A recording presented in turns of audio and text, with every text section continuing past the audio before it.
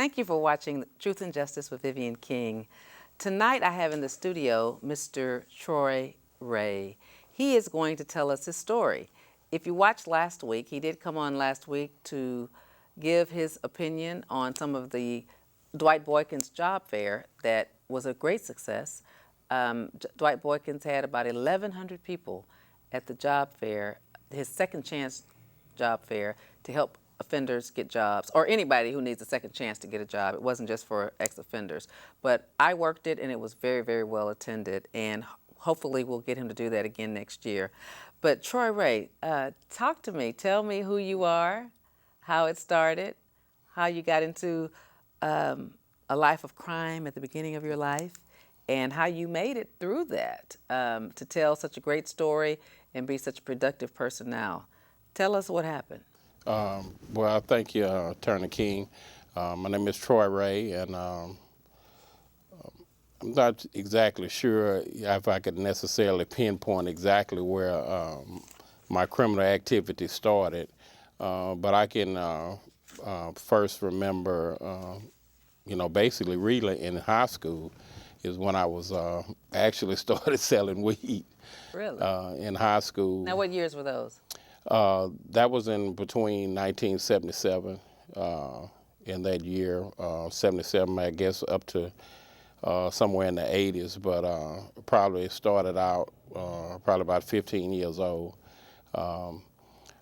selling weed. But how I kind of, got into it was that I guess a friend of mine, I guess, as a youth, you just participate and, just smoke weed at the end of the street and stuff like that.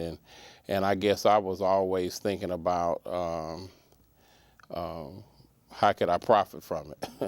I think that's how I first started out doing that. But the interest I guess I had with that was really to support my habit at that time. And that's what I got into, and I just saw it was a profit, and I just continued to, sell weed at that time. Now, when you say support your habit, you had a weed habit at that time? Yeah, it was a weed habit, smoking weed, along with it and enjoying it and, selling it at the same time. But at that time, I don't think that I saw myself as having a habit. I just saw myself as doing something and participating in something at that time. I think when my mother found out about it, she was just saying that, that would lead to, stronger drugs and things of that nature. And of course, I didn't, at the time, I didn't think that that was the case, that it would lead to stronger drugs. It was just something that I was doing at that time, and I was telling her everybody's doing it. That's what you think at that time, that other people are participating in that as well. And so that's the way it just, continued. And I think that what I can remember, the biggest thing is one of my neighbors was like having a party or something like that. And so he connected me to other people. And that kind of just opened up the door, to sell more marijuana, went from quarter ounces to start, selling pounds and things of that nature. And you just got into it and basically just, just distributed it.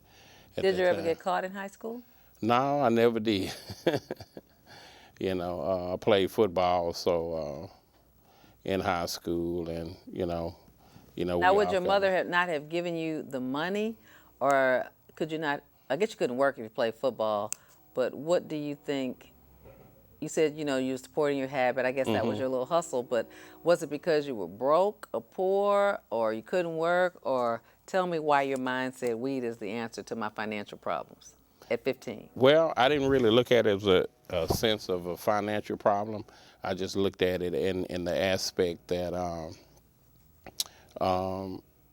it was just something I was doing, because I was always, I cut yards, and actually I had my first job also at 15, so I always worked too. I worked at Chris's Seafood Restaurant, and I was a dishwasher for like maybe 2 or 3 weeks, and then I became a busboy, and then I was a waiter. But I couldn't sell alcoholic beverages. So I was just always, you know, looking to buy the things that I wanted to buy, whether it was TV or whatever I wanted to buy, games, tennis shoes, or whatever it is. That's, what you do as a kid. You don't really think about other things. You just think about for the moment, what you desire for that particular moment. So I figured, it was, coming easy to me. And, I really didn't, I don't even think I really looked at it as a problem. Okay. I just looked at it as an avenue that opened doors for me. Mm-hmm. So what year did you graduate from high school? Oh, I graduated in 1981. All right, so that was good. You graduated in 81 from high school. Was that Lamar High School? Mm-hmm. Okay, and so after you graduated, what did you do?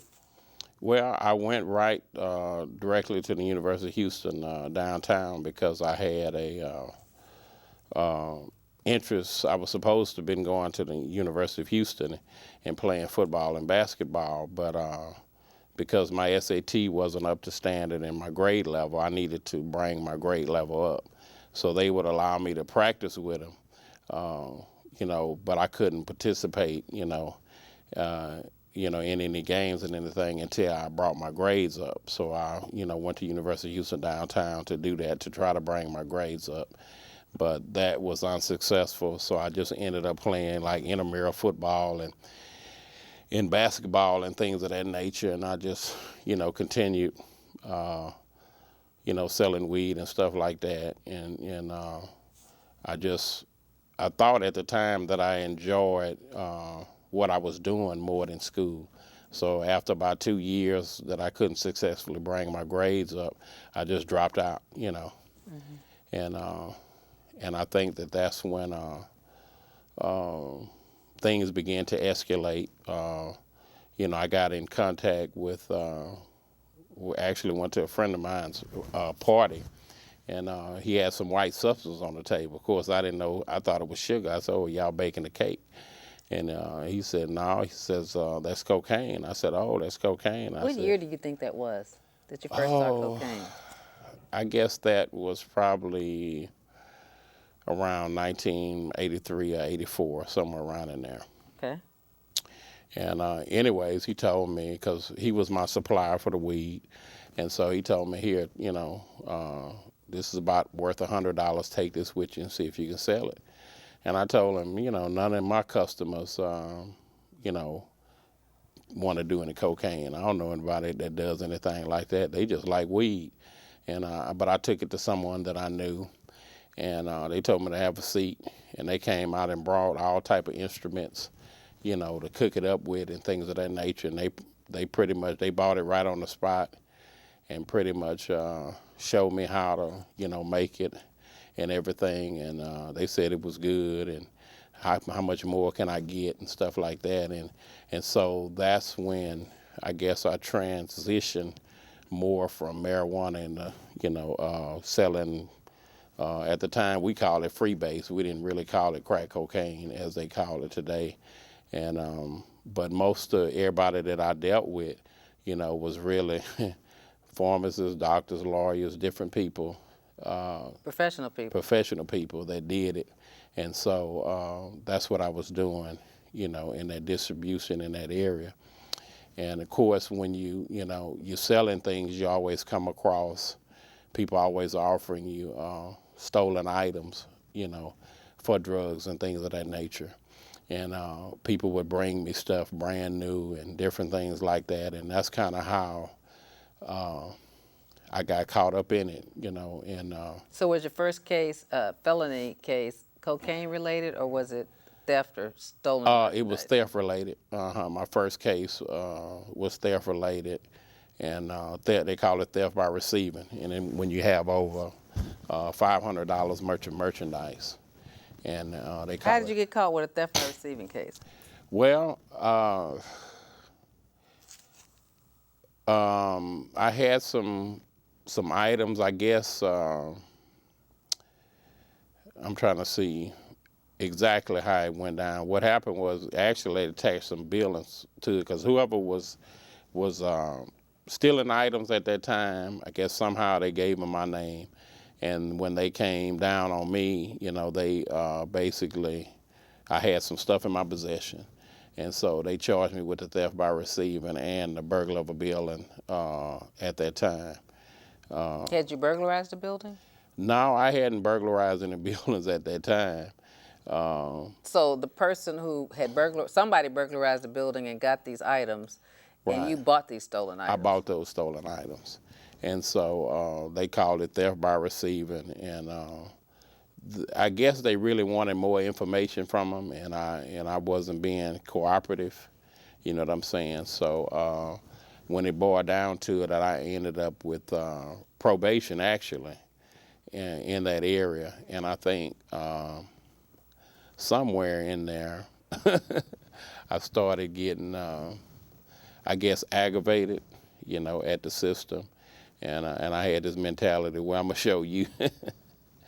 And so I started, researching and got connection with some other guys that was doing some things. And so I just started picking up some items at some buildings and things of that nature that they had for me. And I found a person who would take them and take those items, at a cash price and distribute those items. I mean, he had a truck already ready to go and, take it to the airport and Oh, do wow. it. So he, the way I looked at it, when I look back on that now, he pretty much knew that the stuff I was giving him, wasn't too much legitimate, because he told me one day I was 95% of his business. And so he had a big, office building in the Woodlands and stuff like that.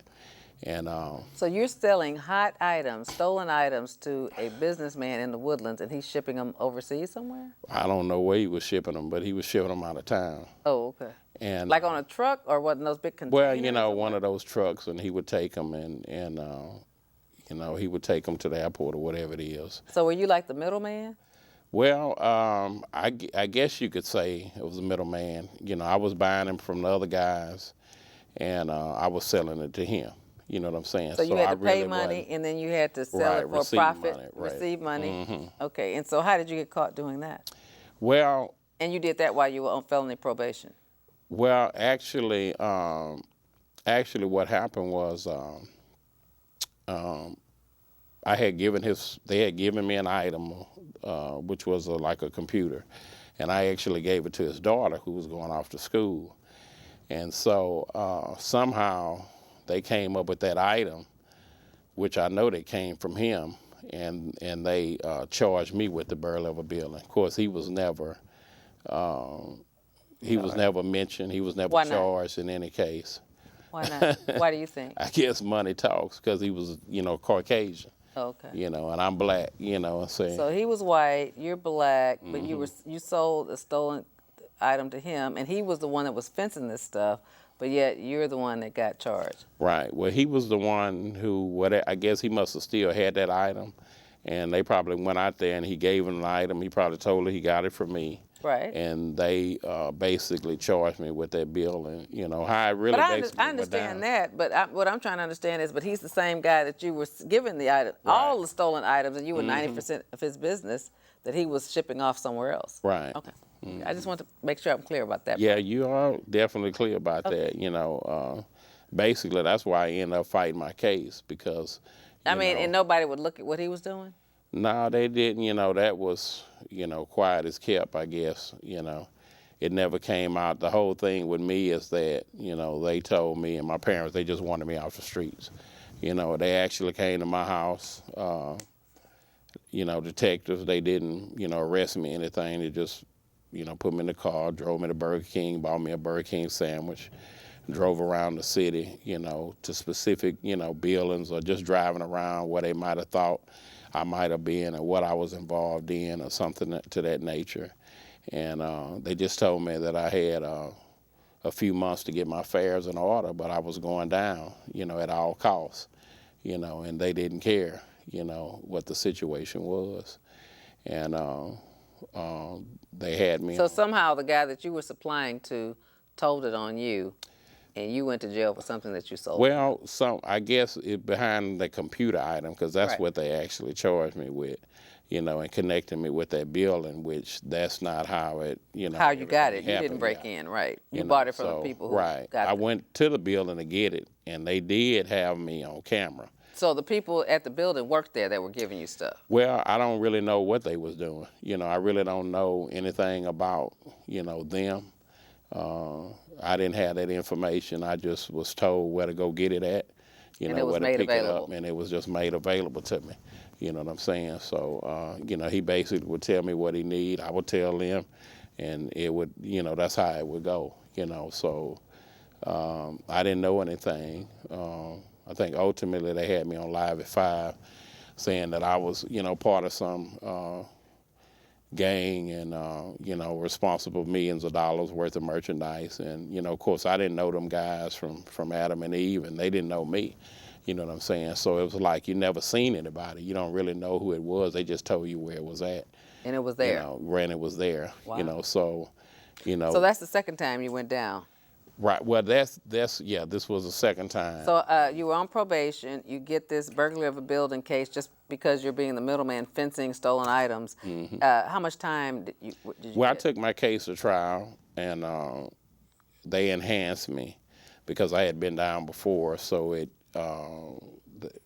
meaning you get 25 to 99. So I had trial So by jury. you had been to prison twice already at this Well, time. no, I had been to prison one time, and because I had violated my probation the first time I was on 10 years probation, I violated it, and so I had 10 years, and I went down for 16 months from 1988 to 1989, and I got out, and I probably was out about 9 months actually when I looked at it, and then I had this other charge, and they actually put a couple of charges with it. And so I was But fighting technically, that you don't case. get the 25 to life unless you've had 2 prior prison trips. Right. I had not actually. I didn't have 2 prior prison trips. It was because I had 2 felonies, and so therefore the one I was on probation for, and also the one that the burglary of a building that I obtained as well, which violated my probation. And so that's how I did the 16 months. So since I was out, they ran them all together. They offered me 15 years, and I told them I wouldn't take it. I said, you give me 10 years, I'll take that. So they was like, nah, we're not going to give you 10. We're going to give you 15 years. So I told them I'm not going to take the 15 years. I'm going to fight for it, you know what I'm saying, because I know that I didn't even take anything out that building. When I look at it, I know exactly what happened.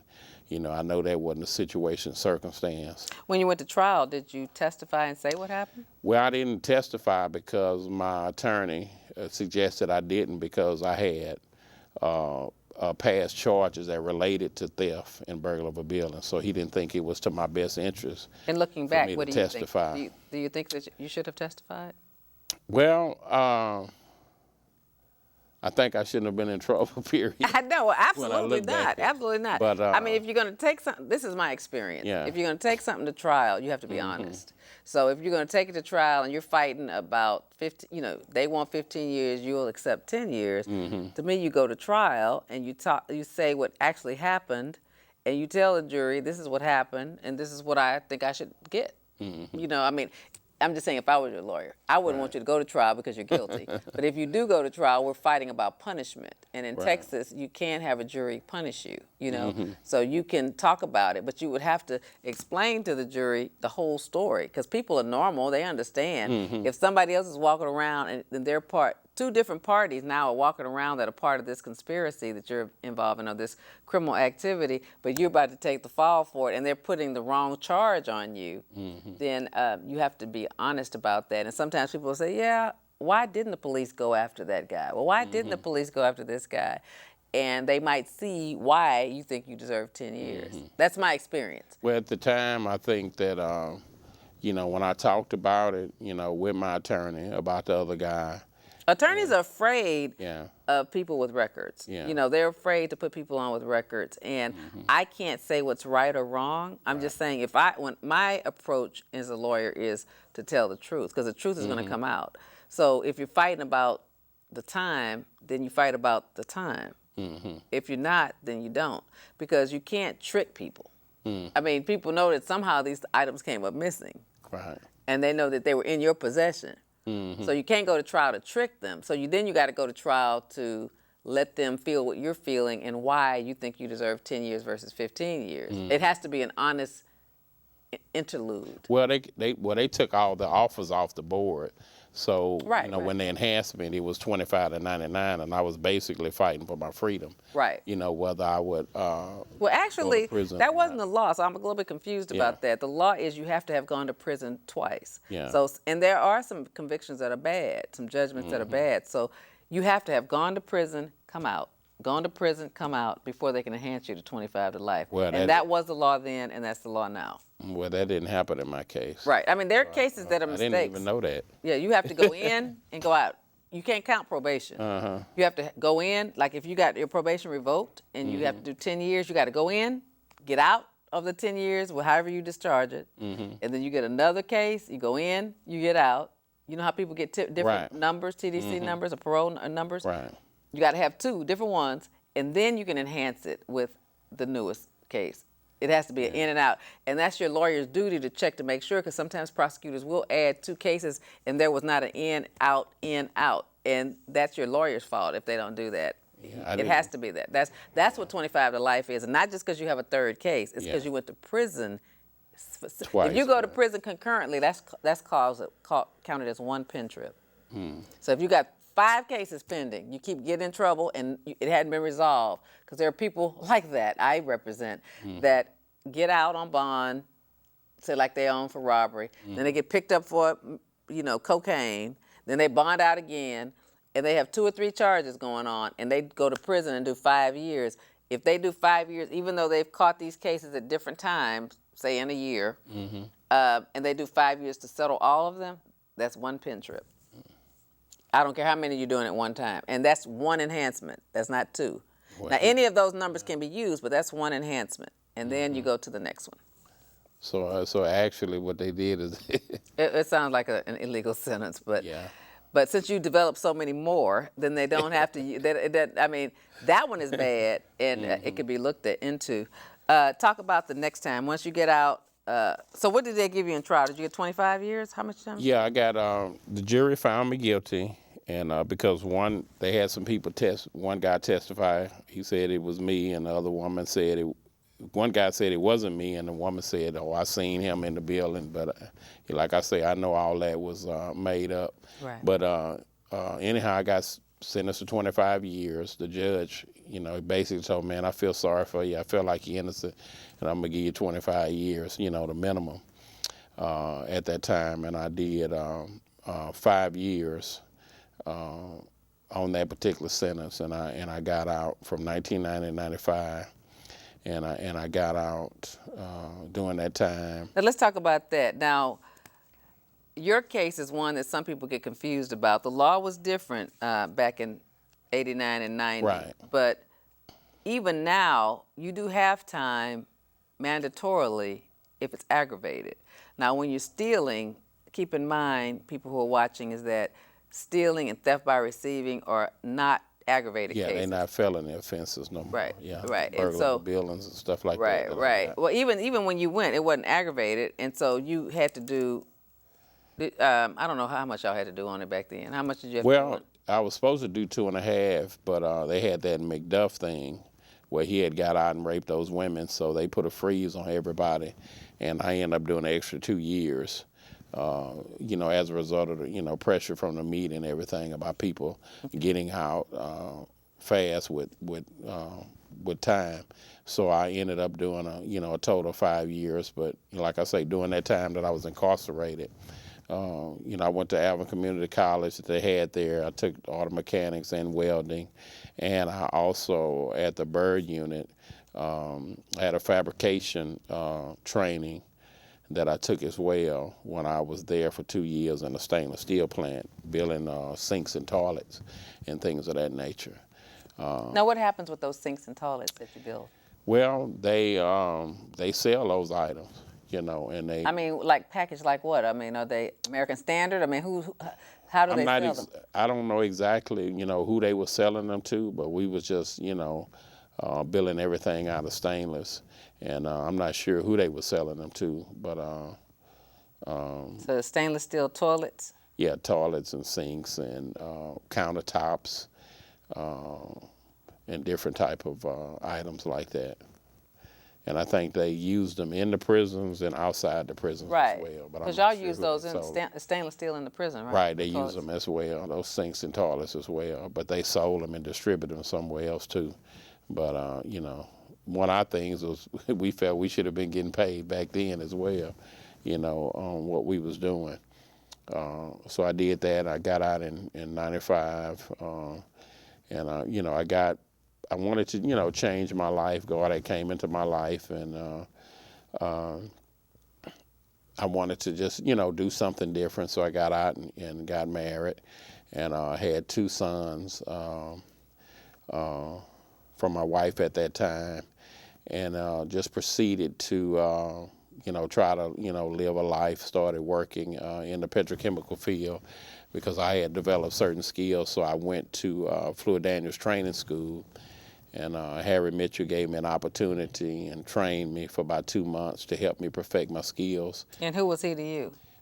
He was actually a recruiter for Fluid Daniels. And so he basically, you know, took me under his wing and taught me, and I started working in the industry as a combination welder, working for different companies, you know, Fluid Daniels, Brown and Root, Beacon, and just, you know, just started a different life. And I bought a rig and started doing a rig welder, which is a person who has all the equipment and everything as well. And you can make good income anywhere from 40, 50. You know, I've made as much as $60 an hour, Wow. you know, on jobs and things of that nature. And started a life, started going back to college. Actually, I went to the Therapon Institute because I wanted to go back into the prisons and talk to guys, you know, just about, you know, after you spend so much time in prison, you know, you get connected. And But after you did 5 years, were you finished with prison, or did you go back? No, I went back, but I went back like 7 years, 6 months later. Oh, okay. So you had 7 years out. Right, I was out 7 years. Okay, and so 6 you're still months. working up to that. The Therapon School. Right, I okay. went to Therapon School. I went to College of Biblical Study, Institute of Bread Christian Study. I went to HCC and took construction classes, and you know, I had an interest in, you know, starting a school for youth offenders and things of that nature, and teaching them how to do certain things. And I think that somewhere along the way, and actually, you know, I was, you know, in ministry, you know, I became ordained minister in, Oh, wow. I think in 96 or 97, somewhere around in there. And, you know, just started ministering and, you know, going back into prison and doing different things. And at that level, and actually, you know, I don't tell too many people this, but actually the church I was going to, Bishop Gary Emerson Scott is his name, and Trinity Fellowship Church. And I guess I was sort of like his right-hand man, going around different places with him and things of that nature. And, you know, he wanted to send people out, you know, to start their own churches and things of that nature. And I actually started a church and really started pastoring a church called the Glorious Light.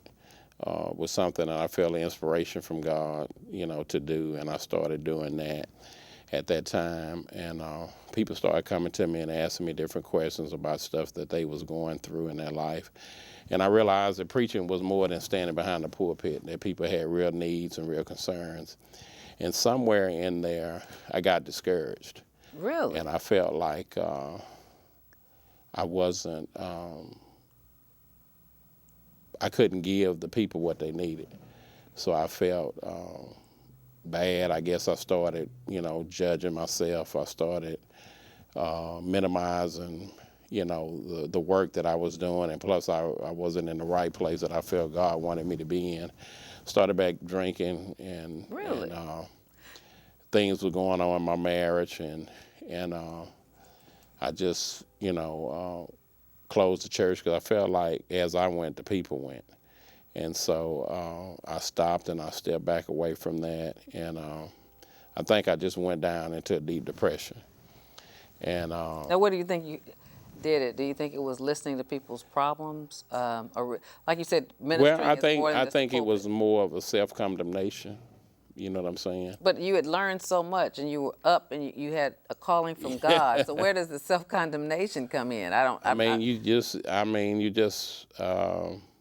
you start doubting that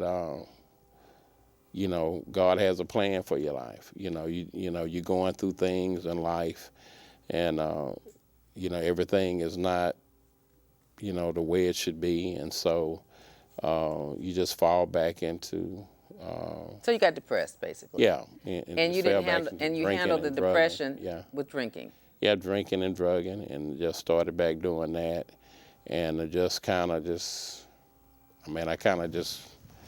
I guess I just gave up or something. I don't know. I felt like I had let God down. I think that's the biggest thing, and I started declining, and everything in my marriage and in my life started declining, and but I always kind of felt that if God said it, I felt like He would do it. Not necessarily. Some people felt like I made excuses, but I felt like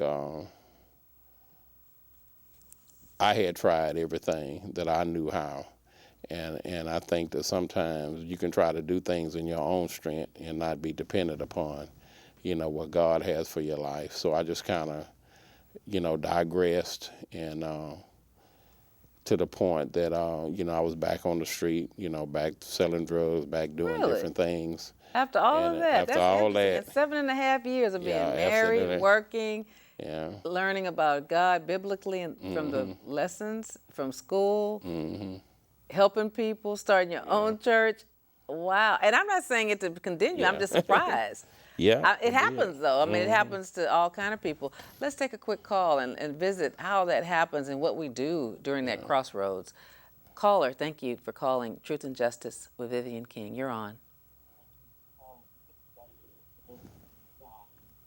Hello, how y'all doing? Hello, how are you? Now you're gonna have to turn your volume down and talk into the phone so we can hear you without any back reverberation in the back. We're doing well, thank you. Okay, can you hear me now? We can hear you, and then we hear the echo of us on your TV, on the TV. So we need to turn the TV down.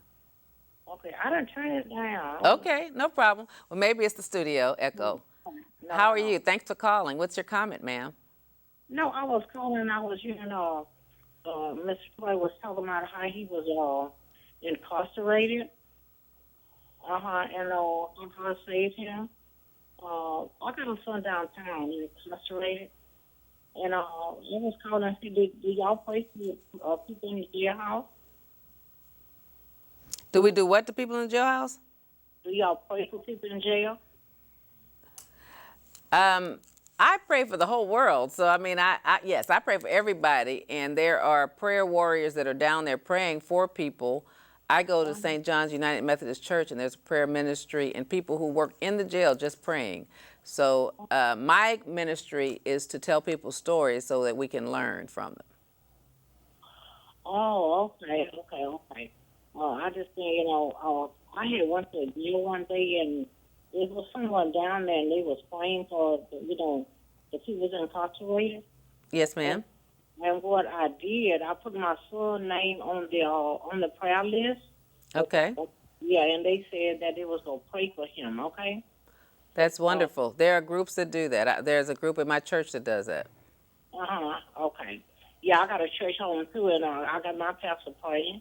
And the Bible said where two or three is gathered in His name, He said that He'd be in the midst with you. Yes, And, ma'am. And do you have a comment about Mr. Ray's story tonight? About his story, I just turned it on. Okay. Well, thank you for watching. He's had 10 felonies. He's done prison time.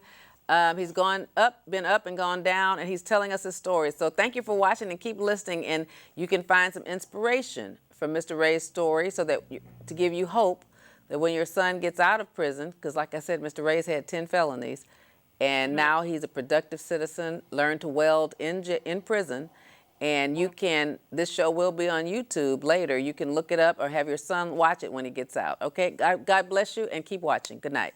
Yeah, what I'm saying, Mr. Ray, he out of prison, right? Yes, ma'am. Oh, okay. Well, pray for y'all. Continue to pray for me. My name is Rosie Walter. Yes, ma'am. Thank you for watching. Okay, so you just kind of got depressed. One of the things that I've noticed with my clients is we all have triggers, including me. Mm-hmm. And so what do we do with those triggers when they happen?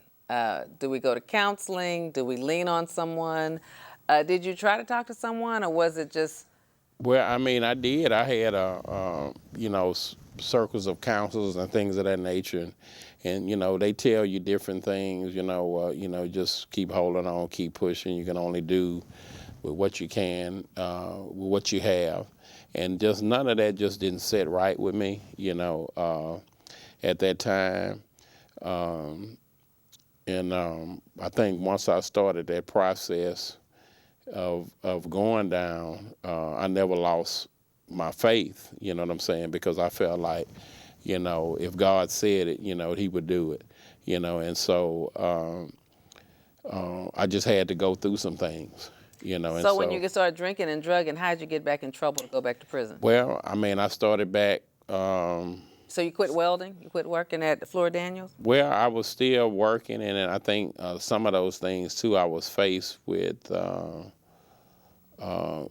being laid off for different reasons. I think that was another thing as well that added to it, is that you face a lot of racism and prejudice in that industry. Right.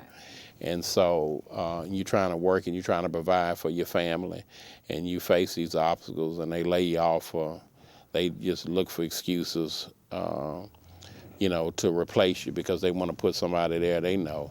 And so a combination of just all that, the pressures of just learning how to raise a family, learning how to be a husband, and learning how to, just a lot of things that I didn't have a responsibility of when I was in prison, though I was out 7 years and 6 months, and I walked in that. I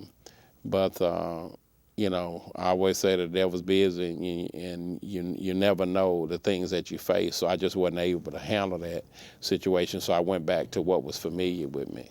Hold that thought for a moment. Do we have another call? Caller, if you're there.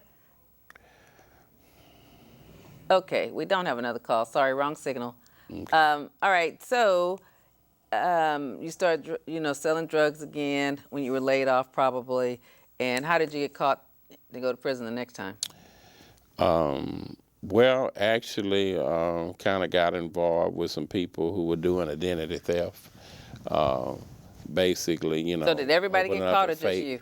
Well, I just got caught. They got caught later, but I got caught actually the first time that I took to distributor check, and they So did you try to cash the check at the bank? I tried to cash it at a liquor store. Okay. And that's where they had took me to cash it. And I was on a fake business and things of that nature, and they had been to that store several times. So when I came in with the check, they had pushed a button. And so it was theft by receiving. Passing a forged document. And so actually they offered me state jail time, but I took the 2 years TDC because I thought I had enough street time to go down there and turn around. But I found I didn't, and I ended up doing 4 more years. 4 years, wow. 4 more years behind that. And so, I guess during that period, my father died, and I just felt like I was too old to continue to do the things that I was doing. And so when I got out... Hold that thought. Do we have another call? If we do, caller, you're on. Yes, how you doing, Ms. King? Good, how are you? I'm doing pretty good. You're looking really, really good tonight. And, You're always so kind to me. Thank you. okay, how you doing, there, Mr. Ray? All right. No, I thought I understood it. Said you had 10 felonies. Yes. Well, I mean, you need to get on your knees and thank the Lord for that. You still out, you got 10 felonies. You still able to be in a free world. I mean, that's a little unusual there, you know. But I'm glad you got yourself together and doing that thing and helping other people. And I want to thank you for coming on the show because your story is inspiring. He said your story is inspiring. All right. Thank you. Yeah. Okay, that's about all I got to say. I'm enjoying the show. Right, have a good night. Thank you. Thank you so much, Tracy. He's my #1 fan. So Oh, okay. He That's discovered good. the show when I first did it, and he's always called, created Facebook, so he Okay. calls. That's He's good. just a telephone watcher, and he watches the show and keeps up with the guests. Someone I never knew before doing the show. So, so anyway, you ended up doing 4 years. Your father died. But before we get to that, did you go back again, or this is going to be your last time? Or there's some more time? That's my last time going back, but I did go, back to the county, ended up on probation. Because I got out and, I was doing good, but I still was, doing connections and doing different things like that. And I got, I always say I got set up. Somebody called, the police on me and set me up behind a deal. Now, what kind and of I deal ended was up, it? well, it was a Drug drug deal.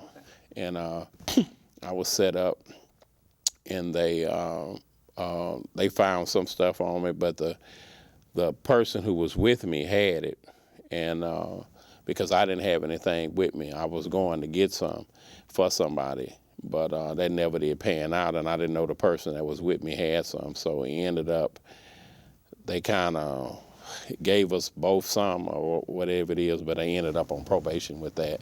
But the only reason they did that was because, I was paying my fees. My parole said they wasn't going to violate me, or anything like that because, I didn't have no dirty UAs. I wasn't, Were you working? doing any drugs. I was working, at the same time. Oh, that thought.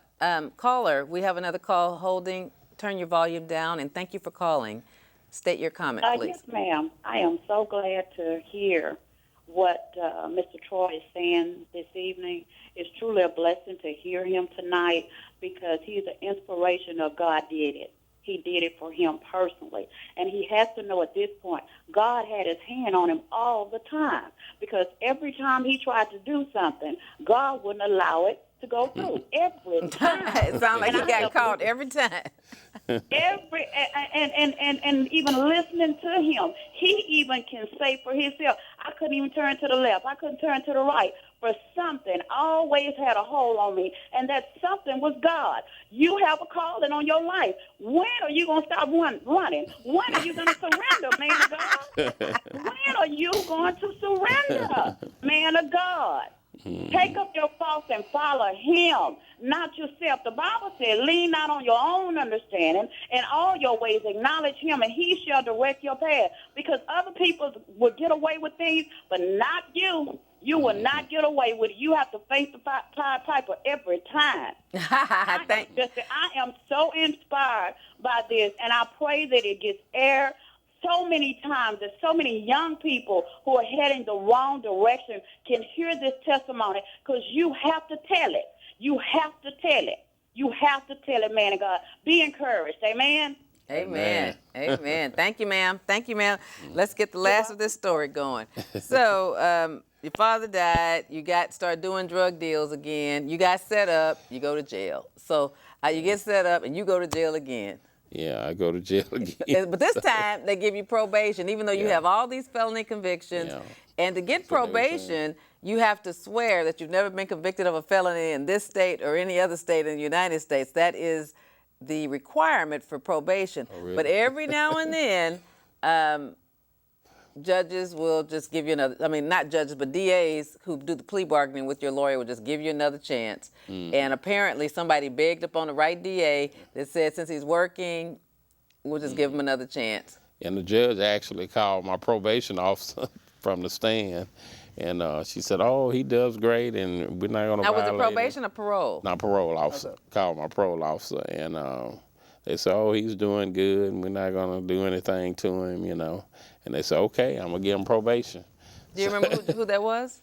The judge, I think that was I want to say Judge Jim Wallace. It's Yeah. possible. Yeah, so that's Wow, that's possible. Okay, well that's an unusual opportunity that never happens. Did you successfully complete that probation, or did it get revoked and you go to jail? I successfully completed, the probation, and And parole. Well, I'm still on parole for that 25 years. I report quarterly, and I had, like I said, I had one more incident, but What was the other incident? Was it drug related or? no, that was felony possession of a weapon, and that's because I sold a weapon.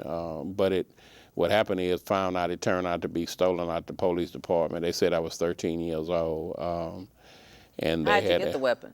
Well, it was at my mother's house, and she just told me to get rid of it. It was an old rusty gun, and I just went and sold it. Now, did she think it was her husband's gun or your dad's It was my gun? dad's, because my dad had a bunch of guns and So stuff. he didn't know and where he he worked got it at the from. ship channel. Oh, okay. I mean, he worked at the ship channel, and people was always giving him stuff, and he was always buying stuff like that. He was a longshoreman, so he, whether it was in the gambling shack or whatever it was, he came across it. And they had went out to my house. I was actually separated from my wife at that time, and we was getting ready to get a divorce, and they had went out there, and somehow they couldn't get in touch with me. That's what they told me. And so Now, you're a felon. You're not supposed to have a gun. So why would you go pawn it? Well, I mean, I was, at the time, I really wasn't thinking about it. My mother was old, she didn't know. She just wanted to get rid of the gun, because you say, ain't supposed to have no gun around the house because you're a felon. So you're And trying so I to do the just right went- thing by getting rid of the gun. Yeah, I just and got then rid of it. I really wasn't thinking about it at that time, because I had, been out for a while. So I really, really just didn't pay no attention to it because people do it, I guess, all the time, but and probably never Do when what it all never the time? came out, sell guns, sell and trade guns and stuff like that. But not if they're felons. Well, it happens too, with felons, but a lot of times if the gun come up, at that time, if it come up as stolen, then you get in trouble. But if there's nothing wrong with that gun, see. they'll never. I see. People so never when really when know. you pawned it and they checked it out, they found out it was stolen. Right, they found out it was And so stolen. then They the tried to burglary get in and touch theft- with me, and they couldn't get in touch with me for whatever reason. That's another story in itself. But they came because I went to the house to go get my stuff, and Now, is this your mother's house or your wife's no, this house? is my ex-wife's house, and they drove up in the front yard and said, "Hey, Mr. Ray," I said, "Yeah." They said, "You under arrest?" I said, "We're under arrest." I was shocked, but at the same time, I felt good because I wasn't doing nothing wrong. Right. Wasn't doing none of that other activity stuff I used to do, and they took me down and basically told me they had been trying to get in touch with me, and they couldn't. They said that's the only reason they issued a warrant for my arrest. And so, but once I told them the story. Hold that thought. Caller, if you're still there and you're still holding, please state your comment for Mr. Ray or me. Yes, good evening. I would just want to commend Brother Ray and tell him to hold his head up. And, you got to be looking sad on there, man. We really respect and appreciate you coming and telling your story like that. It takes a stand-up gentleman to actually come on and say some of the things and be honest with the people. You know what I'm saying? So I really thank you personally and commend you. You know what I'm saying? That you putting the truth out there. So, we really respect you and the viewing audience appreciate you, brother. Thank you. And y'all have a good one. Thank you for your encouraging comment. We appreciate you too. We appreciate you watching and always being honest in your comments when you call in. Wow. So you're trying to sell the gun, and then they come and tell you that. So how did they handle you? You were about to Well, say that. once I told them that, hey, I know my father had it. They said, well, they know you was 13 years old. That's what they told me. They said, we just issued the warrant because you didn't ever get in touch with us. I said, well, I didn't even know anything about it. But once they did, they testified in my behalf because they issued a warrant. I had a blue warrant. So they held me, but God told me I was going to be out in 3 months, and they dropped the charges. They actually officers came and testified at my parole hearing. Really? And so they just, continued supervision, and they let me out, 3 months exactly. And Is that the ISP? I wasn't in. I was just in the county. I really wasn't in the ISP or anything like that. And so they just reinstated me, and I think that was after that happened, I pretty much had a strong hold on what I wanted to do. I wasn't. We have 6 minutes, so let's get into the good stuff. So you had a stronghold on what you wanted to do now. Enough brushes with the law. What was your stronghold? I just wanted to continue on that path because I had already been. The way I feel that there's really no excuse. People can make excuses because they get in trouble for obstacles, reason why they can't get a job or things of that nature. I just never felt that way. I always felt that, I was capable of doing something. And I figure if you can do it with me, and 10 felonies is just the things that I had got convicted of. Of course, I had done a whole lot of other stuff wrong in my past, but, God showed favor, and, He forgave me. And, I took advantage. Yeah, I forgave myself and, took responsibility for the things I did and decided I wanted to reverse that, and so I'm getting ready to go back into the prisons right now. I'm working on my 501c3, which Redeemed Nations, which I want to teach juvenile offenders how to well. And I want to go back into the schools, the high schools, and talk to kids as well. And I want to develop programs and teach them the various skills that I have to catch them, while they're young before they do get in trouble. How did you were absent from your children's lives, your sons' lives, for many years when you went to prison. How did you deal with that? How did they deal with you? Were they angry with you? Did they act out because of it? How did that hurt? Well, that really was a blessing because that didn't happen. My oldest son, who experienced the blunt of because I spent over a quarter of my life in the penitentiary, my oldest son, he told me he was encouraged because I never gave up. He said no matter how far I was down, I never gave up. Would you write him all the time? Or? I would write him all the time. All my kids. I have 3 boys. Age 26, 17, and 15. Bishop and Elisha and Eric are my sons. And so my 2 youngest sons, they experienced, somewhat of my incarceration, a little bit of it at the end. But I had opportunity. They were, both living with me and stuff like that, a little bit over a year. And so I got a chance to, do some bonding and learning how to be a father to them. I think that, when a person has been incarcerated, as I like, something is always a learning process, and you're learning how to make adjustments in your life. You don't always make the best decisions, but I know I'm not making the decisions I made in the past. And somewhere along the line, I just got, sick and tired of, being sick and tired. And like I say, I felt I was too old to continue to do this. And so if I had the wisdom and knowledge to do wrong, how much more can I use that wisdom and knowledge, to do right and basically for God's glory. And so I know at some point in time I will be back, preaching and back pastoring because He gave me a vision, and I consider myself a visionary, So, He uses the foolish things of the world to confound the wise. And so I could, honestly say that, I'm really thankful. I don't really look back over my life with regret, because I made those decisions, and a lot of those things I did or did not do. Tell me how you deal with your 17-year-old and your 15-year-old, since they're at the age when you were selling weed.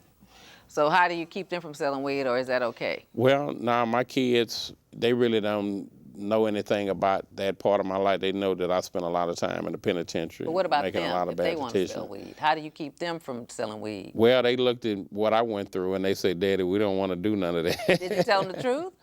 Yeah, I've told them that, you know, but like I say, my life and what has happened to me has been a bigger deterrence to them than anything else. And they both good kids. You know, my oldest son, he graduated from college. He's a supervisor at Academy. And my two other kids, they go to Kemp Academy. And my son, he wants to go off to school. He's interested in... I'm still talking about the weed because it's more Yeah. weed now than it was in 1977. Yeah, they're trying to legalize So I'm that just trying to stuff. figure out how are you keeping them from selling weed? Well, I mean, and that's doing not weed? even... How are you dealing with them on when they want to do mischief? Well, they're not even interested in that. They love video games. They not, you know. How do you keep up with them when you're working? Because I know you work hard as a welder. How do you keep up with them, or does somebody keep up with them for you, like after school, to make sure that they don't get in the wrong car Well, a that's lot about of to go times- jack somebody? Well, they participating in activities like band, you know, participating in sports and things of that nature. They very active in their school, and they got a good head on their shoulder. You know, they know what they want to do in their life, and you know, really, I just give honor to God and, you know, and to their mother, the things that she's instilled into them as well. But you know, and my mother, my grandmother, and their, you know, and their extended family as well as always lend a helping hand in raising them. And I always, you know, told them to make the right choices. And I told them when I was in prison, I was there for doing wrong. You know what I'm saying? And you don't want to go there. You know what I'm saying? And so they understand that, and that's not even on their mind. What's on their mind is, you know, what they want to accomplish themselves in life. And I always encourage them, and you know, I try to uplift them and help direct them in the path, you know, We have that they 30 need for their seconds. life. Make your closing remark if you have one, because that was pretty good. You know, I think in closing remarks, you know, that I would tell anyone out there that don't give up, you know what I'm saying? And don't let what others think about what you've done in the past hinder you.